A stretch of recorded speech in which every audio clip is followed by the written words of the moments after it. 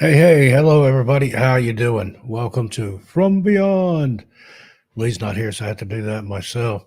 I'm not sure where Lee is. I hope everything's okay, Lee. If you're listening in, maybe he quit. That's it, Stockton. I quit. So how's everybody doing? Let's see who we got here. Ted Branston, how you doing? Good to see you. Hello, you lovely person. D-Rock, how you doing, buddy? Good to see you. D-Rock was driving and listening to my premiere earlier today over on Missing Persons and Mysteries. Henry Nelson's in the house. How you doing, Henry? Good to see you, buddy. And Mark Longoria. Haven't seen you in a hot minute, buddy. Glad to have you back in amongst us here. Glenn Dannison is here. This man is a walking encyclopedia. He knows a little bit about everything, don't you, Glenn? Always like having you around. You answer questions, like especially over at Cisco's. Hey, slow motion. Let's see. Well, it looks like that's roll call. And we'll give Lee a couple minutes to see if he shows up. I'm figuring he went to nap. He had some family stuff going on yesterday, and I reckon everything's okay with that. But he's probably tired, poor bugger. So anyway, a couple more minutes here. Lee's usually punctual. He's usually sitting back here waiting for me when I get backstage in StreamYard. But yeah, tonight I've got some footage that was sent to me anonymously, and it's about the Antarctic connection with UFOs and what Admiral Byrd and the Germans and a lot of people were up to down there. And my computer's wanting me to restart. How about later? It never fails. I've sat here all day, and I worked a little bit on some stuff, and then I go live and Windows. Oh, you should restart now. Yeah, it is late over there for him, slow motion, but he's usually up late. He's a night owl. His show starts at 6, and then he runs till 8, 9, 10 o'clock sometimes, which is he's 5 hours ahead, I think. But anyway, I got this. It looks like it was probably an old VHS tape or something like that. And it doesn't have any title on it. I didn't watch it all the way to the end to see if it's got any credits at all on it. But it's some woman talking about UFOs in the Antarctic. So it'd be interesting nonetheless. Go ahead and we'll give Lee 15 more seconds. And if he doesn't show up in 5 minutes in, then I'll go ahead and kick it off. But you won't get our witty repartee like we normally do. We usually, lampoon everything, turn it into satire, but try not to take ourselves too seriously. But it is a serious subject, and I get it, especially people that have experienced it, and especially the abductees. When I spoke at a UFO conference in San Francisco a couple of years ago, those people are hardcore. I mean, they believe what they say. They believe that's what happened to them. I'm not going to say one way or the other, but there's a belief there. Okay, we're a little past the 5-minute mark. I'm going to go ahead and start this off. If Lee shows up, he can let himself in. He uses my StreamYard anyway. So, all right, UFOs in Antarctica. Now this starts like she's already talking. I couldn't go back any farther with it. It's kind of loud. You may have to adjust your volume. If it's too loud, tell me in the chat, and I can turn it down here in StreamYard. But here we go, everybody. Enjoy. That has been brewing for a long, long time, and I'm going into the history down there and the predictions of Admiral Byrd in 1946 and 1947 that World War III would start down in Antarctica by the Falkland Islands with Argentina, Antarctica, and in that area.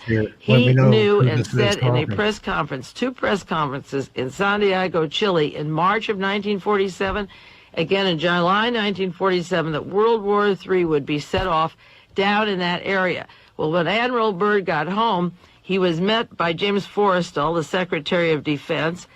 2 years later, Forrestal was murdered.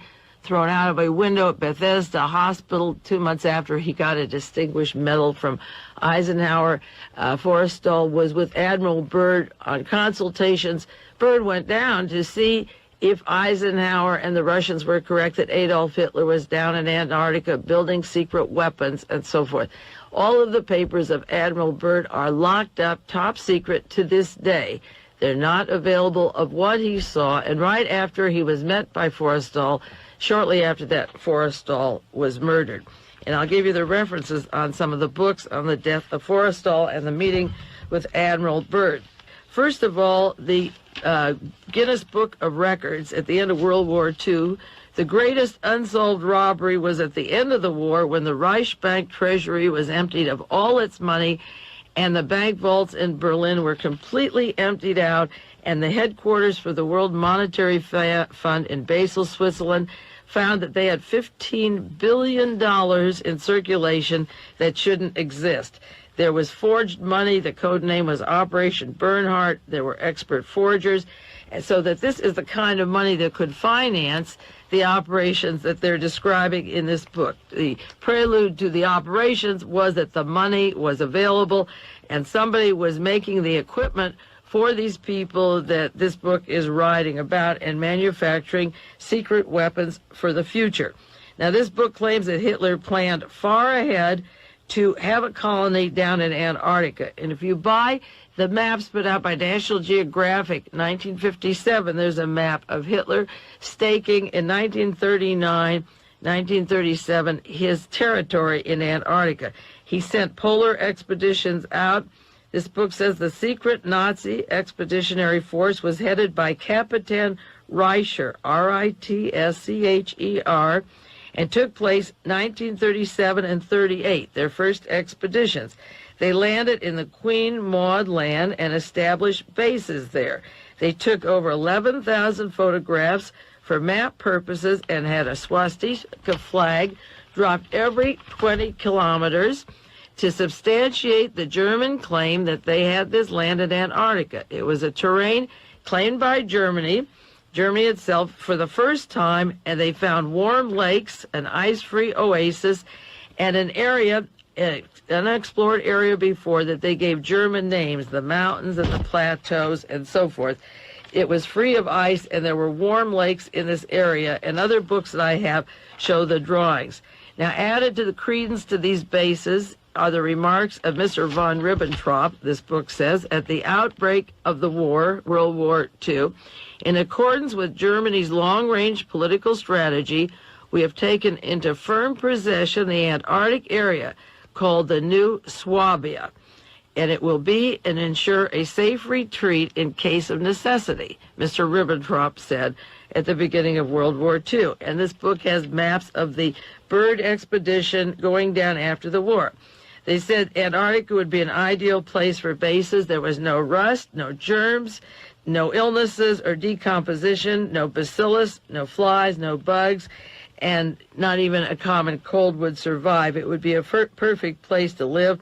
And they show the food and the trays for somebody like Adolf Hitler, who was a vegetarian. Now, this book shows in January 1947 pictures that Admiral Byrd took of headquarters at Antarctica. Now, this book asks the question, how could all this have taken place in the 20th century without detection? Hardly, they say. What steps were taken to discover the truth? Question mark. What has been done about the secret bases, about their existence? Why did the world not hear about these incredible events? Obviously, Hitler's escape was soon discovered by others. There were statements of Stalin and Eisenhower and quoted sources, and they speculate the Nuremberg trial was staged to show that they had surrounded and rounded up these particular Nazis. Washington, Moscow, and London decided that they had to go down to Antarctica to investigate what was happening, so they used the excuse of scientific work and set up a large expedition with 4,000 specially selected elite United States Navy troops with an 8-month food supply, 13 ships under the control of Admiral Byrd to make, in quotes, a scientific expedition composed of military types and no scientists. The U.S. Antarctic Battle Fleet left Norfolk, Virginia, December the 2nd, 1946, as battle groups, and England and Norway also sent forces down. Churchill, and this is a statement of Winston Churchill, and this comes in later to the UFOs and the bases and the confusion of UFOs that have continued since. Churchill at that time spoke of the Iron Curtain in 1946-47. He said, in quotes, "The Crusaders in Europe," this is a quote, "killed the wrong pig," end quote. Churchill realized they should have destroyed Bolshevik Russia and not Germany. The general public was told that this was a research mission to locate uranium and to study the weather. Admiral Byrd undertook this with the armed observation camps that were set up because the pole, the South Pole, lies between us and our enemies. And they considered in 1947 the enemies, Germany and the Nazis, that had gone down there during the war and after the war, and that they would be trouble later, and they wanted to find out. These were continuous enemies because they didn't believe the war was over, and they went down there. Further questioning as to who the enemy was asked July 7th in San Diego, Chile, of Admiral Byrd, in quotations from El Mercurio, a newspaper down there. And he said the Axis powers had been only defeated and had unconditionally surrendered, but he really realized that they would rise again, and he had an interview in the paper in San Diego, Chile. It was soon learned that the scientific job, the mission, the task of observing the activities of the foreign power, Nazi Germany, in the South Pole region was part of the activity that Admiral Byrd reported back. He wanted, in quotes, to break the last desperate resistance of Adolf Hitler. In case we find him inside his new Schwabenland in the Queen Maud Land region, we will destroy him. And there's Spanish books out at the time, Hitler Está Vivo. The United States expedition arrived and landed in Antarctica, and with them the latest in military gear and gadgets. So you see, it was a warfare military operation at that time. This isn't new to the United States or Great Britain. Bases were established and quickly expanded. Now, after they set up their bases and set up their equipment, the instruments went totally haywire. The performance gauges, the altimeters behaved in a most erratic manner, causing Admiral Byrd to abort the flight and return to his base on visual controls. The altimeters weren't working, and he couldn't fly airplanes over there. It has been reported by papers and sources previously mentioned here that Admiral Byrd had located the secret Nazi base and was approaching it when an incident took place, and he had to abandon the flight, and some of his planes went down. He saw it duplicated, and was warned about Hitler being there and a new Berchter's Garden called Hitler's Shangri-La. Now, it says that 48 hours after he located some of these bases, 4 of Admiral Byrd's planes were lost, some without a trace, others without any survivors. Admiral Byrd hastily abandoned all his efforts and disembarked all his force and came home. On James Forrestal, who greeted Admiral Byrd when he returned from that trip in Antarctica. I have several books on Forrestal. One is The Death of James Forrestal by Coral Simpson. They describe it as a murder mystery, not fiction. The murder of the first Secretary of Defense, James Forrestal. This book came out in, let me see if I have the year here, by Cornell Simpson, Western Islands publisher. I didn't write down the date that was published. I'll have to give that to you next week if you want. They said this murder was the overwhelming result of assassination plot, and it goes into how he fell out of the hospital at Bethesda, Maryland on an alleged suicide, but they concluded it was a clear case of murder. That's one book on Forrestal. Another one that I have, James Forrestal, A Study of Personality and Politics by Arnold Rogow, R-O-G-O-W, published in 1963 like Macmillan. May 22nd, 1949, James Forrestal, America's first Secretary of Defense, plunged to his death from the 16th floor of Bethesda Naval Hospital. He had been put in there for psychiatric treatment, and also when Byrd came home, as I say, he was put in the hospital for other illnesses. I don't know what they called it. They described him as an intellectual poseur, expert on Wall Street and big business. He worked with the power elite. Forrestal had rejected Catholicism and converted.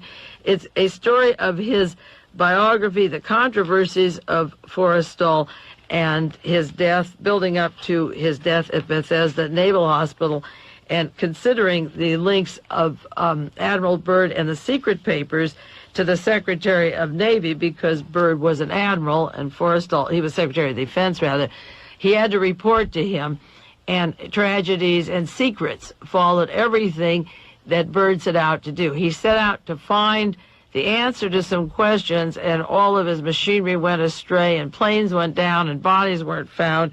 And he gave an opinion of what was happening and warned about World War III down there, that World War II never ended. And then the fellow that he reported to was dead, and Forrestal had been put in a hospital.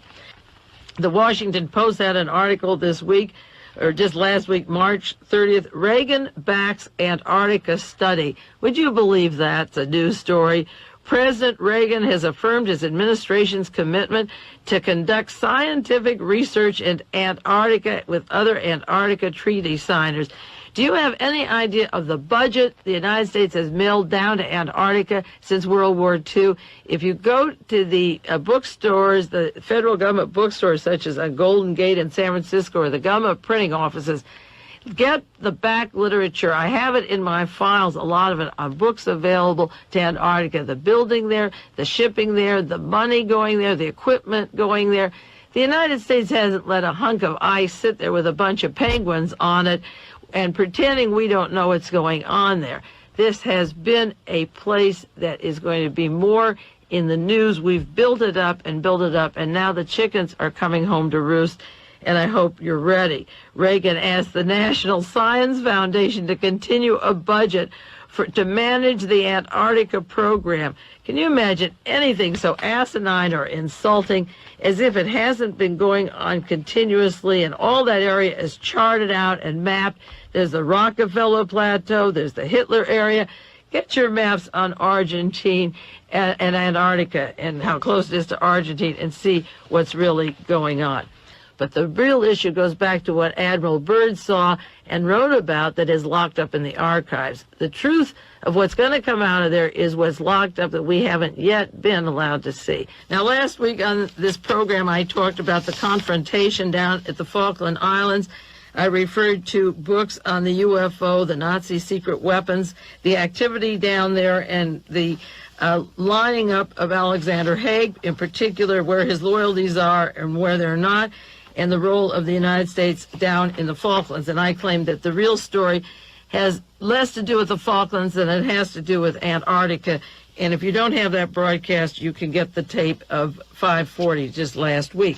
Monday, when I left the tape off at the tape center to be duplicated and printed up the sheets that go with it, I stopped at the printers and was reading my newspaper while the copies were being made, and there was the Monterey Herald, the morning paper, with Jack Anderson's article, Threat to Antarctica, and he was saying, in effect, to paraphrase some of the sentences or give them the quotes, he says, the Argentine invasion of the Falkland Islands may be a warm-up for future assault on Antarctica, but next time the U.S. toes may be tramped on. And he goes on to secret CIA documents that point to conditions for the aggression down there, and he leaves some of the important ones out, but he lists a few. And the CIA papers about the oil, the Argentine desire to have bases down there and to take the Falklands, and the controversy with the British and the CIA and the Argentine destroyers at one time sought to halt the British research vessels, but they didn't succeed, and Britain held on to the Falklands for a long time, and I'll go into a little history of that. He says there have been similar tensions over the Antarctic. The CIA has documents calling overlapping claims of the United Kingdom, Argentina, and Chile on the Antarctic Peninsula. And this is about the conflicts going down there, that what they really want and what will bring the United States in is Antarctica and not the Falklands. And then Jack Anderson writes, my associate, Dale Van Atta, who recently visited Antarctica, found the Argentine has been forceful in pressing its territorial claims. Now, isn't it interesting that he's down there? Because, see, the average person thinks that Antarctica is just a lot of ice with a lot of penguins and nothing else going on, and all you have to do is get your National Geographic maps going way back for 20, 30 years, and you realize there's a lot of building, construction, and locations and places there that are more than fascinating to study. And I mentioned last week the expedition of Admiral Byrd that was a top secret visit. And on the map of Antarctica, the National Geographic one, there's an area that says the most surprising discovery of Byrd's operation, called High Jump in 1947, was a so-called oasis here. Ice-free blue and green lakes, really inner arms of the sea, were scattered among 300 square miles of bare brown hills. Brown hills, ice-free areas, green lakes, Admiral Byrd, 1947. Those were the areas that are top secret, that we're not allowed to see, that are locked up or destroyed. And those are the areas Admiral Byrd was talking about in the Chilean press on his way home. And then the documents were locked up. You haven't seen much in the last years at all, even though these maps have been public for a long time. Nobody seemed to take note. Now, last week I was talking about space stations down there and activity down in that area that has not been in the public eye very much yet, but it will. And I want to read just a couple of pages from a book called Messengers of Deception by Jacques Vallée.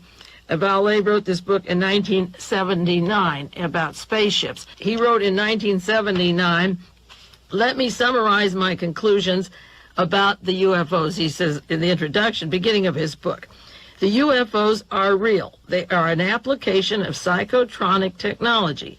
They are physical devices used to affect human consciousness." And the reason I'm reading this, for those of you that didn't hear the program last week, is that there is a lot of literature and a lot of hard evidence that the UFOs are man-made, and they're made down in Antarctica by the Nazis as weapons out of Argentina and into Antarctica, and with the United States technology also, in collusion with the United States Air Force and NASA and Nazi scientists. And that's why this area is so important. He says they may not be from outer space. They may, in fact, be terrestrial-based manipulating devices. Their purpose may be to achieve social changes on the planet. Their methods are those of deception, systematic manipulation of witnesses and contactees, covert use of various sects and cults, control of channels through which the alleged space messages can make an impact on the public. He says the UFO researchers must realize that this involves, he says, politics. The UFOs will make an impact on our social reality. They are part of our political reality. They will show, his book, he says, will show the brutal consequences of the models, the way the UFOs are used, the apprehension that will give people, leading to the mutilation of animals that are taking place throughout the western states, are part of this psychological manipulation. He said, "A friend who read this book in manuscript told me not to publish it. That's not what America wants to hear," he said. "America wants the UFO to fly down from heaven like the Close Encounters of the Third Kind, filled with new hopes for mankind. America wants a shiny spacecraft to replace the deflated balloon of its religious values. If UFOs are connected with unexplained mutilation of cattle and with behavior modification on a grand scale, America doesn't want to know about it." Now, he goes into what in England began as the Martian conspiracy. Incidentally, the arrival of the Martians was a sensational success, the Orson Welles show in New Jersey in 1938, the story of the Martians. So the British intelligence used the title of the Martians, and he said in his book it was used by British intelligence during World War II. It had nothing to do with the Red Planet. It's a spy industry created to keep the Allied command informed on the moves and intentions of the Wehrmacht, of the German government. And it goes into the lies that the intelligence system needs, and the subterfuge and the magic to keep people off their guard. And ICS in London was set up by Winston Churchill. It was called the Controlling System, the ICS, and it was weaponry by special means of disinformation. And the work of the Martians was to manipulate people, friends and foe alike, and keep them off their guard. Now, the London Control Section, LCS, set up by Winston Churchill to use special means, was run by a Colonel John Bevan. They had members, a Major Morley, Derek Morley, a financier and shipping magnate, a Major Noel Gordon Clark. They used a Professor Neville from another well-known person in British society, and they had links to various people in espionage that went into the Middle East. Colonel Sir Ronald Wingate. Wingate was the son of Wingate Pasha of the Sudan, a cousin of Lawrence Arabia, who was also in British intelligence in the Middle East.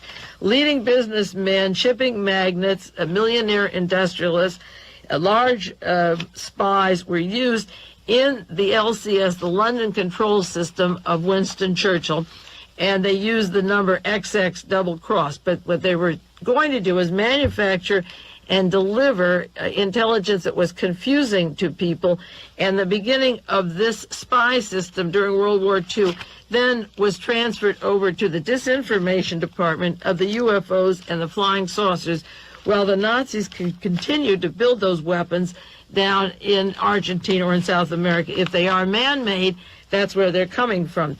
Jacques Vallée had 6 consequences, social consequences, of this kind of disinformation operation, and I'll just read one of these to you, or two. He said the belief in UFO would widen the gap between public and scientific institutions. Someday our society will pay the price for the lack of scientific attention given to the UFO phenomena that we should have had, that the scientific will fight the other person who wants to be spiritual and break them in two, where they should have applied the scientific principles and studied it right away.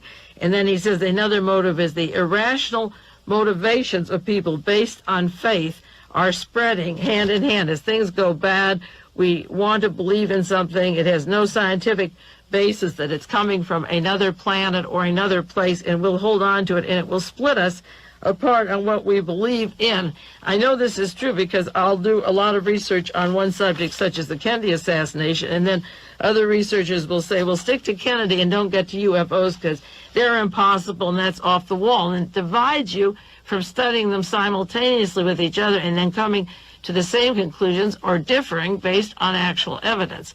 And that is one of the purposes, to divide opinion and break people up while the activity was going on. For those of you who have the book, The Crime and Punishment of I.G. Farben, the large chemical compound that has been written up as being the network for, again, the supremacy, the end of World War III, finalizing World War II, and controlling us through corporations and chemicals. During World War I, the chemical compound in Germany needed gunpowder. They needed salt. They had to go to Chile for saltpeter.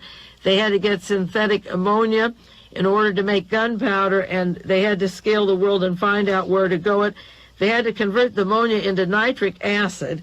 This is the book on I.G. Farben. The munitions industry needed nitric acid, and they looked around for various areas where they could get it from, particularly from Chile. And then there was a shortage in nitric acid during World War I.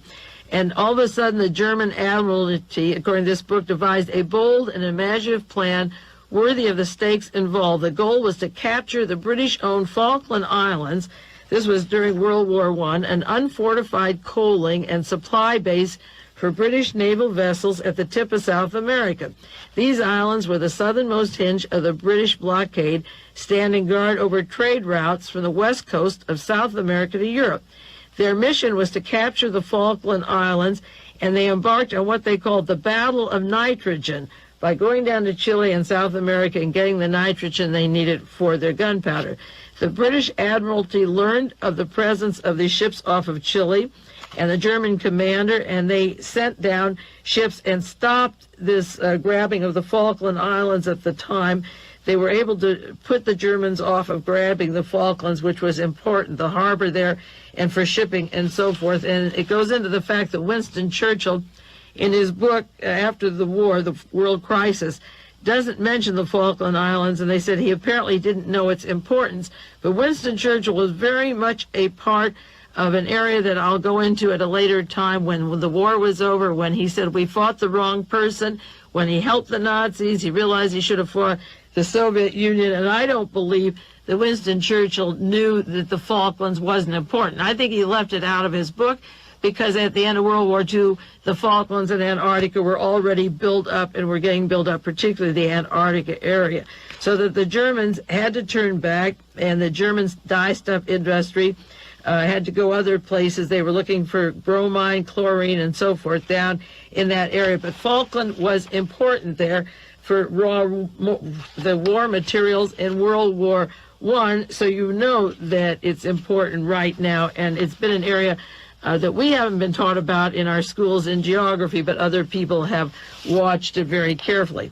The conflict of the Falklands is the sea routes, the entree to Antarctica. Antarctica has been built up for years. It was staked out in the 30s by Admiral Byrd, by Adolf Hitler in late 30s, 38, 39, that there is atomic energy down there. There's desalinated water. There are roads and industry. It is a prototype for space stations. It controls that area, controls 3 major seas. It is strategic for future wars, Star Wars, space wars. And yet the British, the Americans can't really talk about what it's doing there, what the trouble is, because we armed this thing secretly. We have had secret passes to get there. It is one of the best kept secrets of the past 30 or 40 years, the bringing of Nazis to this country, to Antarctica, to Argentina, to South America with the technology for the weapons for the next war. Spotlight also has a story, Britain terrified by Gaucho bomb. We told you an article last February the 8th, Argentina had nuclear capability and how it was achieved. And they say now the media is trying to blame the Nazis behind it. It's not just Nazis alone. It's a lot of big money that has allowed the Germans to transfer this technology from Germany down to Argentina.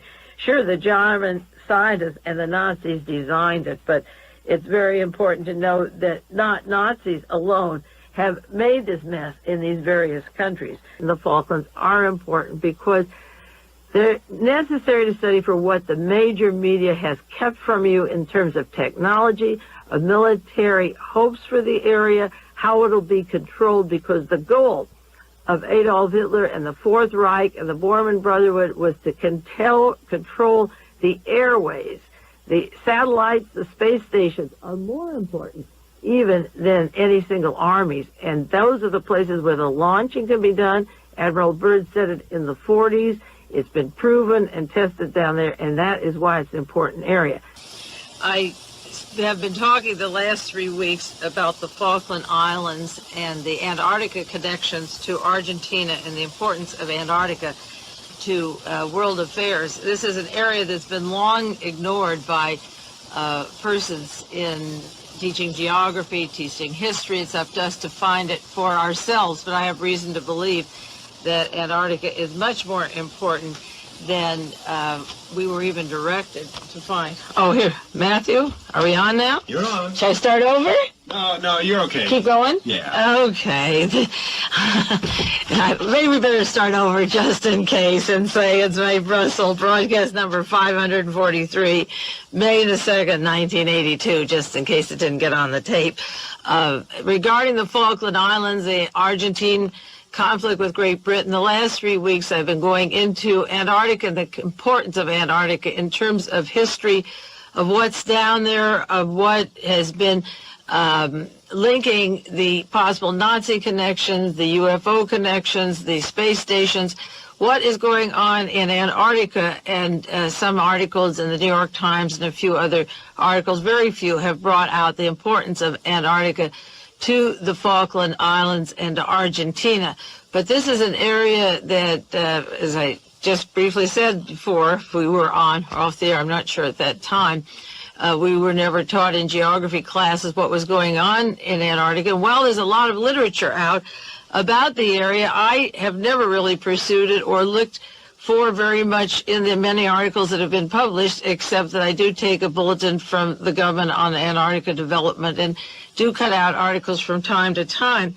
And this week I went into depth into 3 articles that were in the National Geographic that I outlined on this particular area to see what I had missed in the past, to go back and just look at some of the things that are happening down in there, because I do think it has a lot to do with controlling the entire area.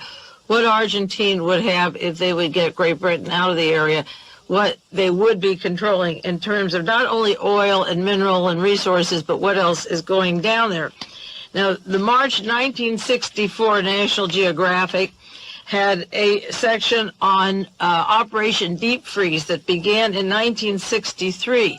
That was the year that John Kennedy was assassinated. That was quite a long time ago. And they used those controversial Lockheed C-130s to take large staffs of people down to Antarctica. The C-130s came into the news recently with regards to the Western Airline and Neil Burt and the delivery of C-130s, these huge transports to Gaddafi, that the government had stopped the shipment, that we had held them up in Atlanta, Georgia, and didn't want Gaddafi to have these huge planes. But what I didn't realize was that in 1963 and 1964, the United States had large C-130 transports that they were taking from Andrews Air Force Base, which is part of the Space Shuttle program, down to Cape Town in South Africa, and then down to Argentina. And that there were stations in Antarctica, 5 run by Great Britain at the time, 4 by Chile, and 3 by Argentina, and that these airplanes could fly 4,700 miles from Cape Town, South Africa, and they could carry 3,600 gallons of 3,600 gallons of gasoline, or 145,000 pounds of fuel for each plane. That the process for delivering large amounts of equipment was possible as far back as 1963, that Lockheed C-130s, those huge transport planes, and that they used them, according to the National Geographic, to take a lot of equipment down to Antarctica, and also to study the stresses of hostile environment for possible use in space, which I read later in the New York Times just several weeks ago, the importance of Antarctica in terms of space laws, or how to manage space colonies, the laws that apply to Antarctica or to space colonies or colonies on the moon.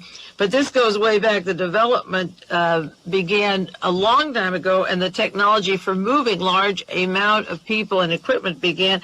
And this one National Geographic article says that Antarctica will serve as a way station between South Africa and Australia. It was serving, this was early in 1963, and in 1962 we had begun to send the huge transports. And one of the first people to go down there with this operation of the C-130s was Lowell Thomas, who was a famous newscaster who was strongly identified and linked with the CIA. Another article I read about Antarctica that was even more interesting, the National Geographic, October 1968, was just a mind-boggler. And the title of that article that I had is Antarctica, the Icy Testing Ground for Space.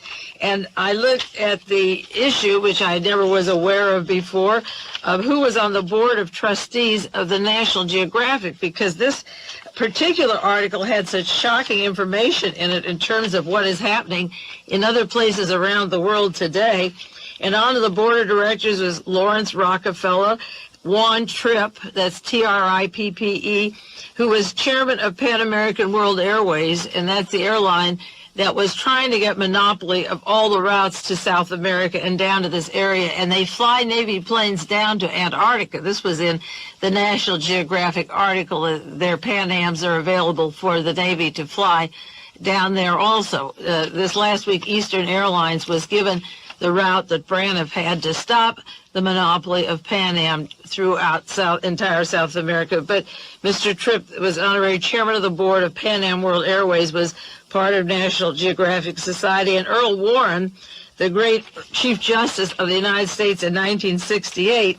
Now, Earl Warren headed the commission to investigate the murder of John Kennedy, and there were Nazis involved in Argentina that he covered up in his investigation purposely. He had information that he could have pursued down to Argentina of the links to Lee and Marina Oswald, and to Lee Oswald in the Dallas-Fort Worth area with Walter Dornberger and the space program, the Werner von Braun and the Nazis that were linked to Bell Helicopter Aerospace in Texas.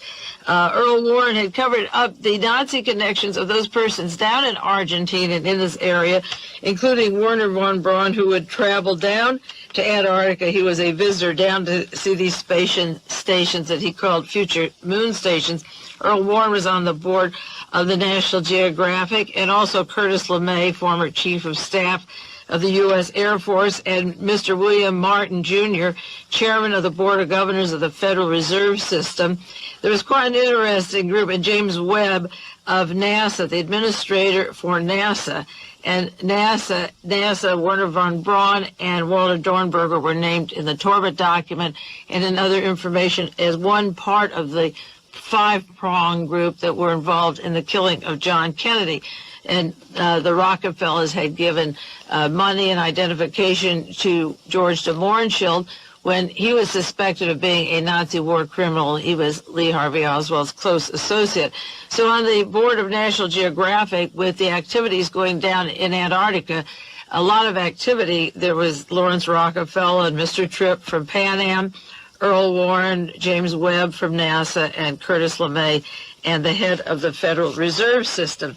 Now, this one article says that over the past 75 years of National Geographic, and this was dated 1968, up to 1968, they had more than 70 articles on Antarctica, and I was never aware myself that there was such a large amount of information accumulated about this particular area and what was going on. And they said that men now live and work at the South Pole. They have for dozens of years, and there's at least 40 scientific outposts. Now, this was in 1968, that there were 4 stations there and outposts going on all the time down at the South Pole. This article also said that they had a nuclear power station in Antarctica. And I mentioned several weeks ago the possibility and references of the man-made UFOs coming out of the Antarctic area in the South Pole, linked to the Argentine military regime and the Nazis in South America. This one, National Geographic in 1968, said they had a nuclear power station. They had a nickname for it called, well, it's so ridiculous, it was called Nuki Poo. Okay, that's their nuclear power station, that they generate electricity from atomic heat, and they distill fresh water from the sea for a settlement of 1,000 men in the summer and 200 during the fierce winter at this one station. Now, National Geographic, with a long list of scientists on the board, in addition to these other people, is saying that they distill fresh water from the sea. And I'm wondering about droughts in Biafra or Nigeria, Liberia, Kenya, Ethiopia, with masses of starving people, huge masses of humanity that you've seen on television, on World Vision, and I've done programs on this before, being allowed to die because the area is dried up, there's drought, there's no food, and large groups of Christian organizations coming in and teaching them that if they turn to Christianity, God will save them, and huge masses of people, 10 to 20 million, dying every year from drought and lack of water. And how is it possible that they are desalting water for people living down in Antarctica? Either I'm not reading this correctly, or there's something going on that most of us are not aware of. And I really believe that that is the truth, because I know at the end of World War II, the Germans had sulfa medicines and prescriptions that the United States didn't get for a long history of years. And there's certain countries that have cures for conditions and health situations that this country doesn't have, and we prolong illnesses where other cures are available in other places. Now, if there is atomic energy down there, and if there is fresh water from the desalting, then the droughts and the genocide that's going on of the large masses of population has to be purposeful, because if you can provide the technology from the tip of the ocean down at the South Pole, you could be doing the same thing around Africa or Central America or wherever there's droughts. So this one particular issue in 1968, October 68, talks about desalting water, and that's how they live down there. This article also talks about biologists from the Jet Propulsion Lab at Caltech and how they study psychology and how men would live under stress and cramped into isolated spaces for future space stations and colonies up in space and moon colonies. Well, the people like Jacques Vallée have said that the UFOs are man-made, and the sightings predominantly are coming out of the Antarctic area. And it seems that there is this tremendous technology that many of us might have overlooked if you could believe National Geographic and their sources. And again, this 1968 issue has a picture of those huge airplanes, the C-130 Hercules, coming in and supplying laboratories. And it says they built large roads and this construction work, and it goes into the use of bringing equipment to Antarctica and the South Pole by the Lockheed C-130s, and there evidently is a lot more building than we know is going on, and it describes the building and the road construction and the housing and the open water that's available, and there's a picture of dry areas similar to the mesa in Arizona that many of us don't associate with the South Pole. This same article says the Navy chartered Pan American Airlines down there as early as 1957 down to Antarctica. And that same issue shows an area in Antarctica. It says one of the strangest regions in Antarctica is the Scott Coast. Behind that area, there's the towering Royal Society Range. There's valleys that are ice-free, desert-like the mesa lands of the American Southwest. And it goes in, again, I described brown hills and clear water. It said Wright Valley and several others like it slope inland rather than to the sea. And there's the Onyx River, a stream that bubbles, and it seems to go up towards a Lake Vanda. And they tell about drinking water, icy water from the lake, and having a hot tub and refreshing themselves on a desert at Antarctica that doesn't have snow or ice at all. So that you get a different view when you read some of the back issues, which I started to do, of Antarctica. I don't have all 70 that they published up to 1968, but a few of them. And in terms of chronology, by 1968, according to this issue, travel to Antarctica is almost routine travel, like going to any distant land. In 1968, they started Operation Deep Freeze, which was supposed to be scientific research. In 1968, the C-130s had airlifts of scientists and the huge Hercules airplanes, and they made daily flights around areas, visiting different stations. And the same article refers to diesel bulldozers, huge tractors, trailer trucks, graded roads, cargo ships with icebreakers that came and went, and that they had, as I say, the use of nuclear power down there since 1963, and that they wanted to make a prototype for living future on the moon, and that in January 68, Werner von Braun was there. He was there lots of times, but this just mentions one particular time, as well as biologists and physicists and psychologists studying people's reactions to living under these cramped conditions. So this has been a place of building. I knew that there was a lot of money going down constantly. I mentioned that on the program before.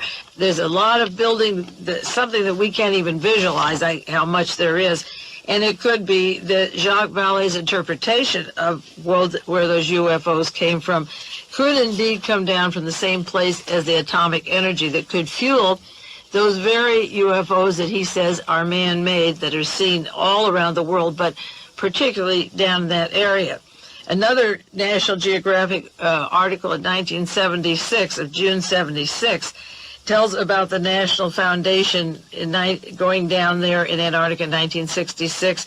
And it gives a little history of Admiral Byrd and his first exploration. And I talked several weeks ago on the secrecy of Admiral Byrd's papers of what he saw in 1946 and 47 that are locked up.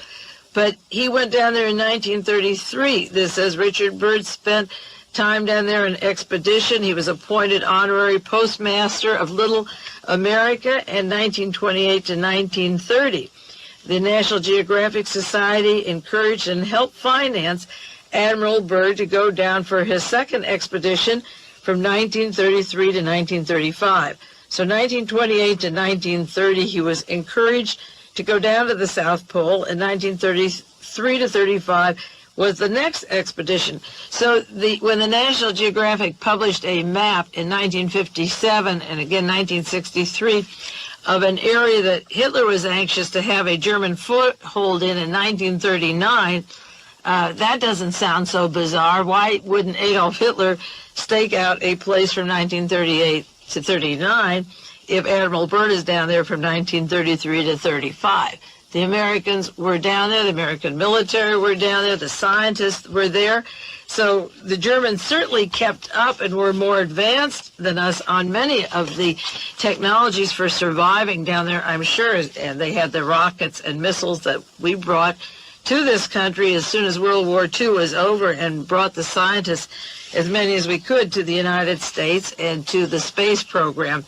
So Antarctic area, the South Pole, was not unknown to the Germans any more than Admiral Byrd, and it wasn't an isolated thing that they staked out this area and began to develop it with all the equipment and huge planes, which seems they've been doing all along. And as I said before, I think the interesting thing is how early the atomic energy was down there. We can't seem to get atomic energy going in this country at all. And our plants like the 3 Mile Island or down at San Luis Obispo or 30 other plants have been temporarily shelved or they're not working.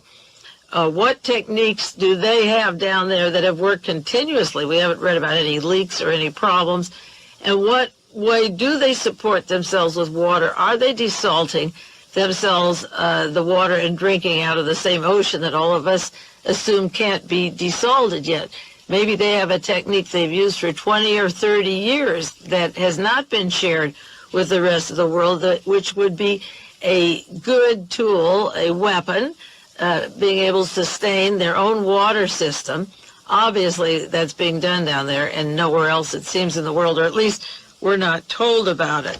Another friend sent me an article from National Geographic, April 1962, and it showed John Connolly with Admiral Byrd. Connolly was Secretary of the Navy, and he was active with the astronauts, of course. And on the stand, there's a picture of them, old comrades here. John Connolly Jr., then Secretary of the Navy, praised Byrd's determination and sheer grit for going down to Antarctica. Well, John Connolly worked, if you've read the Torba document, worked with an organization called Permindex that worked with NASA and Werner von Braun, who was frequently down in Antarctica, and Walter Dornberger from the Dallas-Fort Worth area. Dornberger lived in Texas when John Connolly left the Navy and became the governor of Texas.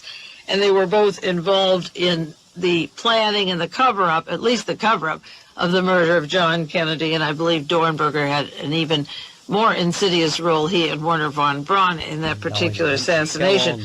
But their National Geographic has not only Earl Warren on the board of directors and works closely with NASA and von Braun, but John Connolly is giving accolades to Admiral Byrd, and Byrd had come home and kept... Oh, hello. It's frozen. I think that's the end of it. The narrator Yeah, I think everybody's pretty grateful for that, mate. She stopped to take a breath finally.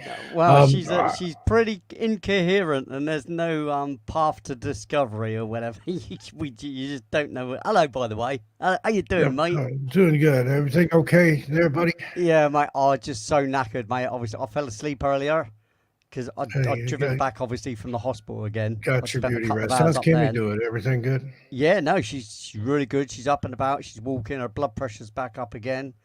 Yeah, she had a 10-hour operation, everybody. Wow. It was best 3 hours wishes, longer love, than it lights, should and have been. prayers for you and your family there. Cheers, mate. Yeah, no, it's a positive thing. Like I said, she had cancer. She had a mastectomy, and now she's had some reconstructive surgery. So she's chuffed, mate. She's chuffed. She's actually had it Good done. deal. You know. Long time coming. So, yeah, 4 years she was waiting. So I was all over the place in the chat. I said 4 years and 5 years. And it was a mistype. That's all. But yeah. But yeah, So, somebody sent me that. I don't even know who the woman was. There was no intro, no outro, as you saw there. But she was connecting some dots there, but I'm not so sure how Mate, verifiable she any was. of that I is. think what she was trying to get to was the Admiral Byrd thing. You know, who allegedly flew into Antarctica and then went into a big hole or whatever, and travelled in, and then was greeted by The Hollow UFOs Earth. that landed him, and then showed him around the place, and whatever. But I mean, Yeah, maybe it's I think the it's a best very kept secret. fantastical story. Yeah, But it's a good story. was he at was he at retirement age kind of thing? You know, I want to, was he at pension age? And thought he'd go with a whiz bang, because there was nothing to his career or something. I don't. Yeah, do you know what I mean? Yeah. You always have to ask these questions, don't you? You know. And then there's other stuff that they've been up to down there, but apparently it's a paradise. You just have to go to the right part of Antarctica. So. Allegedly, yeah, like I say, allegedly. I mean, why is there restrictions on it? Because there's many restrictions on it. And the desalinization part, that was kind of interesting too. That if they can do it there, why can't they do it in other I continents? totally agree with that. Well, because they won't. Because they'll do it for their own special interests, but they won't do it for the general populace. As you know, the general populace is cannon fodder to them. Oh, absolutely. And I think it was about half over with by the time you came in, but you really didn't miss much. So just a lot it of looked like it, mate, to be fair, but I got the kind of gist of what I thought she was yeah, she was alluding to the fact that all the powers that be were down there, and that's where the aliens showed them how to do this, that, and the other. Yeah. And then they were reverse engineering and building their own Well, that's versions where they were of it. supposed to allegedly found, 3 million-year-old spaceship or whatever, wasn't it? That's why they built that. That's why they put that in Superman as well. They put that idea in the Superman Superman Fortress film, of Solitude, wasn't that in Antarctica or somewhere? No, it wasn't that. It was the spaceship. His spaceship was buried there. They used. I think that linked that in. You know what I mean? The old the conspiracy theory or whatever you want to call it. Odd goings on at the South Pole and then at the North Pole. The people that claim that the moon rocks were fake. There was an expedition sent to the North Pole to gather meteorites. Well, if you find any rock on the tundra there, it obviously came from space. Come from the moon. Yeah. And then take those and oh, here, look what we brought back. Yeah, exactly. Yeah. There's a lot. I mean, James Cameron, was it not James Cameron? What was his name? What was his name? Not James Cameron. It was the one that was supposed to have filmed, and on his deathbed he said that he filmed part of it. It was part real and part filmed because there's some bits they didn't want you to see on the moon. I think it was. I can't. His name escapes me. Clockwork Orange. Stanley Kubrick. Stanley Kubrick. That's the one. Kubrick. Well, what we should have thought is The Shining, shouldn't we? Yeah. Yeah, supposedly he left Easter eggs in there pointing to the whole moon landings being fake and stuff. And he was a consultant with NASA. What they were saying is that the whole thing isn't fake. It's just parts of the footages because they basically went to that footage when they wanted to hide something that they were doing on the moon. They went to the footage that's man-made. That's man-made footage. It's all man-made footage. But the editorial, let's call it that. Yeah.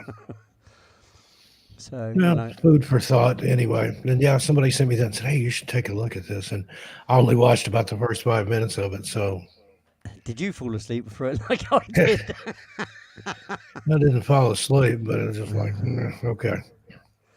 Yeah, I mean, a lot of these things. It's not a big good for us to lampoon and satirize, but doesn't it make you wonder how the subject has survived when you had things like that were out? How how on earth has the subject survived all these really poorly done videos and documentaries that aren't really documentaries. It's just someone rambling a load of thought. Yeah, she was just rambling. She sounds like she had some notes or something there she's reading from, and then that was just random stock footage behind it of Antarctica and the pole, South Pole and things. So who knows? Yeah, which was nice. It was nice footage, but the relevancy to what she was saying and stuff, Little on the dodgy side. Yeah, a little dodgy. I don't know what to make of it, mate. Oh well. Yeah, just sometimes it's that signal to noise ratio. There's probably some little tidbits in there, but I would like a more concise understanding of the Admiral Byrd story, because I'm sure there's someone out there that's done a little bit more of a concise.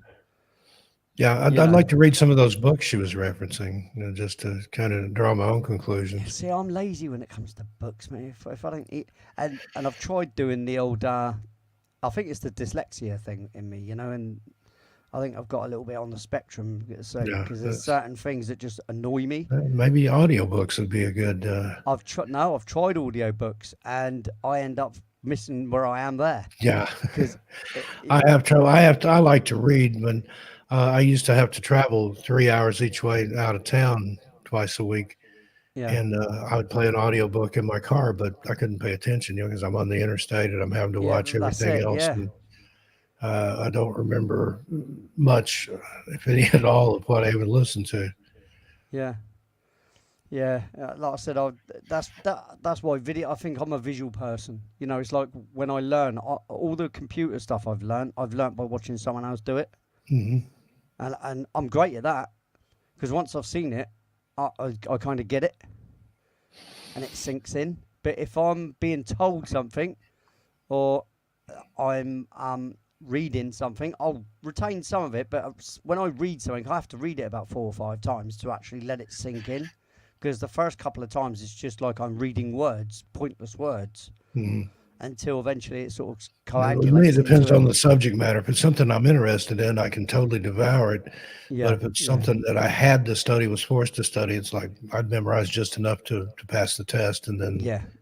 Whereas I didn't do any of that at school. I did so terribly at school. I did brilliantly on anything that was to do with like art or craft design technologies. So like woodwork, metalwork and stuff. I passed my O-levels on those. Passed my O-level on art. And you still got all your fingers too. So I have. Yeah. Woodworking tools and all those we things. had a shop teacher in high school, Mr. Eggers, God rest his soul. He was missing. But it looked about like that, the Phil Schneider thing. I watched a man do that. When I worked at a place called FS Turner's, I was taking wood from the saw as someone was putting it through, and he put his hand through, and I went and picked his fingers up and put them in a not cotton, in tissue. I run to the toilet, got some tissue, and picked up each one of his fingers and put it in the thing for him to take to the hospital.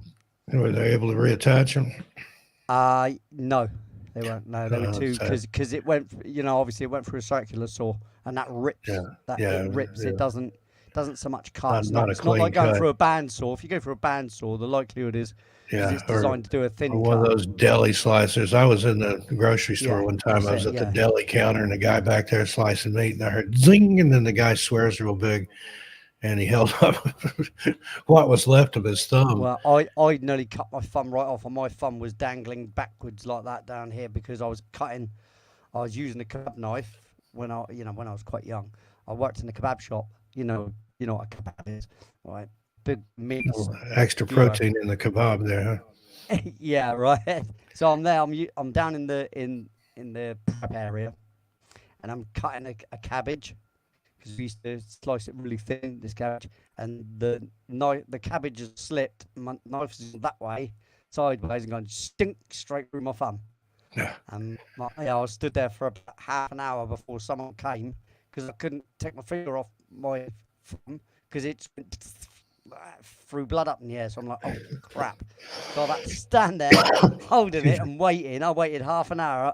Someone came into the shop. I said, do us a favour, mate. Could you phone the ambulance before I flake out? And they said, oh, God blimey, what you done there? And there's my thumb hanging off. I said, well, kind of obvious.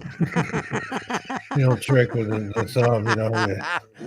Yeah, my thumb's literally cut off. It's hanging by a. I want to see a magic trick. They had to dig inside with these like long plier things to grab my tendon to clamp it back together. Yeah, because I'd cut through the tendon. Brilliant. But the guy in the grocery store, like I said, I heard him and saw him after he cut it off. I was in there a couple of weeks later and had his thumb all bandaged up, and then after that, several months or whatever, he had it unwrapped, and it was still functional, but he was more careful around the deli slice. Functional. Yeah, mine's perfectly fine. Yet the scar goes from one side right around to the other. Yeah, that was good. I was going dizzy. I was starting to go dizzy, so I was lucky. Really, excuse me, I've cut my thumb off, and then I appear to have cut my thumb almost completely off. Do you think oh dear, they said. Let's get you in, they said. I said, oh, really, that might be a good idea. Just be careful when you give a thumbs up. It doesn't. Yeah, yeah, exactly. Well, we're past our hour tonight, Lee. So we are, mate. Yeah. We'll go ahead and wrap it up. But at least I got here. At least I turned up. You did make it. I figured you were tired and napping, so I just brave it alone here. And it's not like me, is it, to miss anything? I've never missed one of my shows in 2.5 years. You know, so well, if you missed one of your own shows, there probably wouldn't be a show. Although you could probably set the computer up to do something and just let it play. Yeah, kind of, I guess, but it won't go live on its own, will it? Not on StreamYard, obviously. You can't put a timer on that. That's actually probably quite a good thing, though, isn't it? Yeah. Like, oh, shit, we're live. And oh, no, and you're not even ready, and you're there stood in your boxers. Or less. There might be people that like that, though, so we'll be all right. It might be a way to get 1 million views, Lee. There you go. Hey, I just thought of that.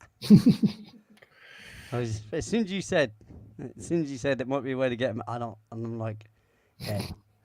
Let's do a viral the gears video. whirring up there. Me touching me toes. You looking at the moon. Moon over Southampton. There you go, Moon over Southampton.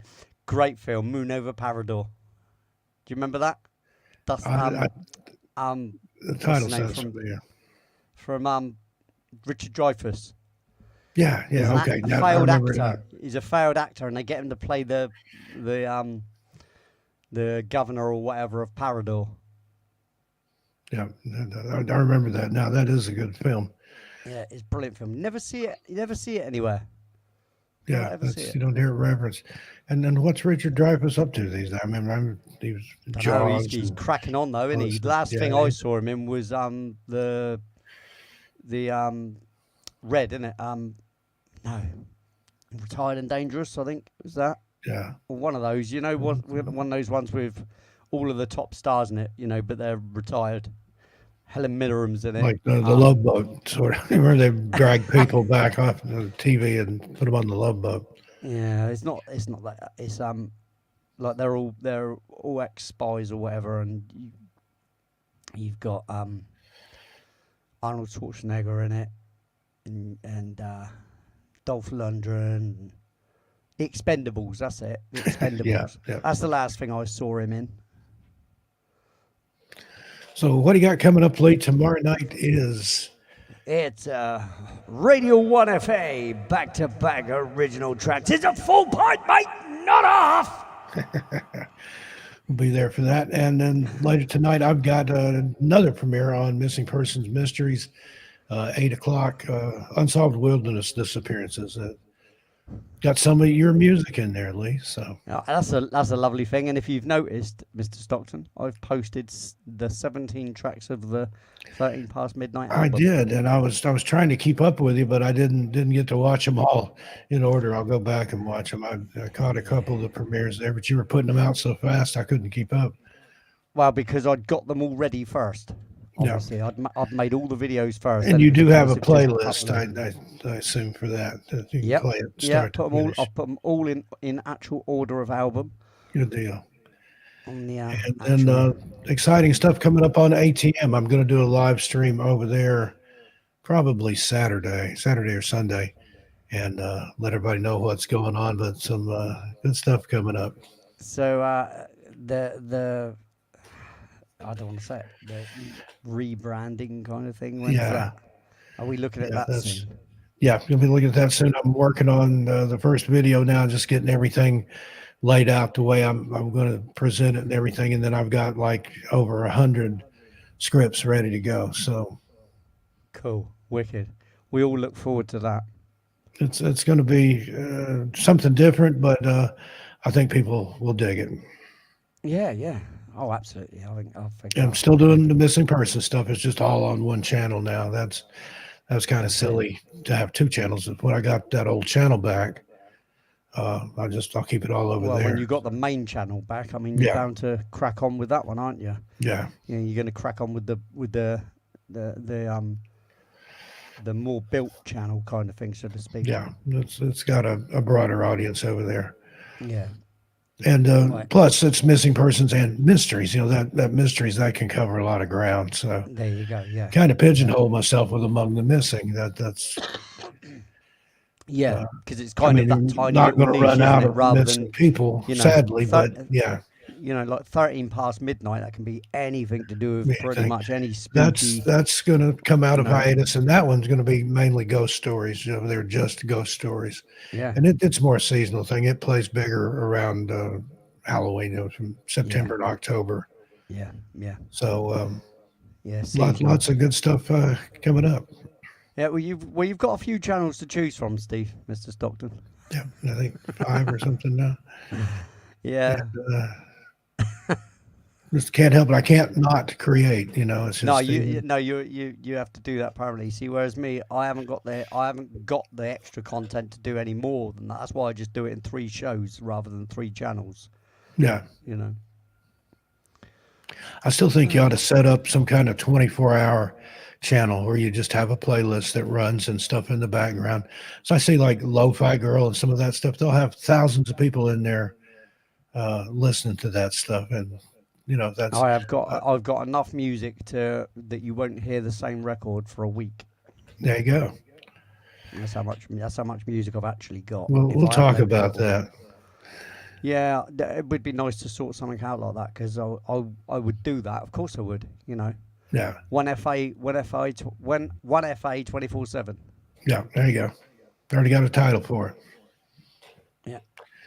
Well, we're going to go ahead and get on out of here. Thanks again, everybody. Don't forget my radio show. That's on Sundays, 9 to 11 p.m. on Clyde Lewis Ground Zero Radio Network. I'm sure Kafida would whack the old link in the chat. Yeah. Oh, Terry Brown's got a new channel, or is that that's his same channel? Tales of the Sonic Voyage. I think that's the one he's had for Yeah, a no, while. he's reopened it again, hasn't he? Okay. I was wondering what happened to him. I haven't seen him around or anything, but Nor have I. I haven't seen him for he ages. gets busy sometimes, kind of disappears. Yeah, he does. Yeah, yeah. I've noticed that a lot though on my channel. You get a particular crowd come for a while, and then that crowd Then they kind of fall off and moves, you don't see them and for a long time. Then they there's show another back up. crowd. Yeah, Yeah. it's crazy. It's the All right. YouTube life. It's the Yep. YouTube streets. Well, I'll see everybody in about 45 minutes over on Missing Persons and Mysteries. And Lee, I'll if be you're there, mate, still because up, I'm awake. join us. All right. had your coffee and your iron brew or whatever you're drinking. I will be getting a coffee in a bit as well. But I've still got to get up early in the morning and take my son to school. And then I may be bringing Kim home tomorrow. We're kind of hoping it's tomorrow, but it might be maybe Friday. So Yeah. we'll see. Well, again, the best from, I think I speak on everyone's behalf here. All the best to her and the rest of your family there. Cheers, mate. Yeah, All right. like I said, she's all right. All right. Thanks, Lee's everybody, going to, anyway. yeah, thanks for being here. We'll be back next week with something else. Hopefully see people tomorrow. And hopefully it For some won't, original tracks. it'll have some another different person talking about stuff. I've got some other videos lined up, but this was Yeah. I've got a longer one for next week. Well, at least it's content, mate. Yeah. Yeah. We're all just gathered here to talk about all this stuff, Yeah. and Yeah, and there's it's what it all, is. it's all part of it. You Yeah. know. So whatever you get that's to do with that subject is relevant to what we're doing. UFOs and related phenomena. So there you Yeah. go. There you go. All right. Good night for now, everybody. See you tomorrow night at Lee's and see you a little bit later over on Missing Persons. Have a good one, and I'm going to play Bye, us out everyone. of here with some Lee G original music here. This one is Forward Momentum. Thanks, everybody.